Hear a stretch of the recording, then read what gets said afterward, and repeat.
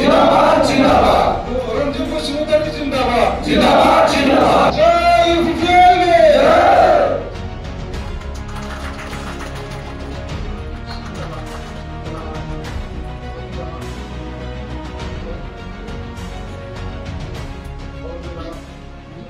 আমি বিপিএফ দলৰ পৰাই আহিছোঁ। আমি বিপিএফ দলৰ কিছুমান আদৰ্শ নীতি ভাল পোৱা নাই, সেইকাৰণে আমি বিহুলত গণতন্ত্ৰ চৰকাৰৰ নীতি আদৰ্শ ভাল পাই আমি বিহুলত যোগদান কৰিছোঁ। আমি বাওশংকুৰি 11 নং সমষ্টিৰ নটাত বাছৰ বিজি ৰিচিভ কৰোঁ। কিমানজন আহিছে?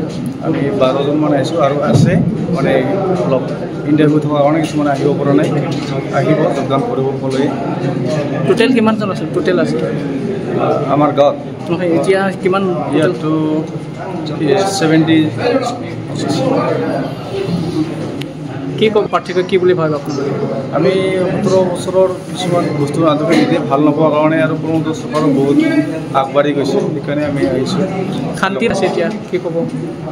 শান্তি পৰিৱেশটো আমি দেখা পাইছোঁ কাৰণে আমি সকলোৱে জানে আৰু সেইকাৰণে আমিও যোগদান দিছোঁ। মূলৰ শাসনত কেনেকৈ আছে পৰিৱেশৰ কথাটো আমি ইমান এটা মানে কি নাছিলোঁ, তেতিয়া ষ্টুডেণ্ট চবতে আছিলোঁ, বেছি ৰাজনীতিত কৰিব পৰা নাই, আমি দেখা পাইছোঁ। এতিয়া বৰ্তমানটো ভাল পাইছোঁ, সেইকাৰণে আৰু আমি ইমান এটা পুৰুষটো দিব নোৱাৰিম, সেইকাৰণে আমি কিছুমান কথা মানে আমাৰ জিলাৰ ডাঙৰবিলাকে জানিব ক'ব নোৱাৰিম। জিকাবৰ কাৰণে আমি আগবাঢ়ি আহিছোঁ আৰু যিবিলাক কথা আমি কৈছোঁ সকলোৱে মিলি চৰকাৰখন আনিব লাগে। যিটো শান্তিত আছোঁ, শান্তিত যদি আৰু মানে বুজাই ৰাখিব লাগে, ইয়ে উদ্দেশ। দনেশ্বৰ ভূঞাৰীয়ে আপোনালোকক চোৱা নাই নেকি? ইউথ কেইটাক চোৱা নাই নেকি?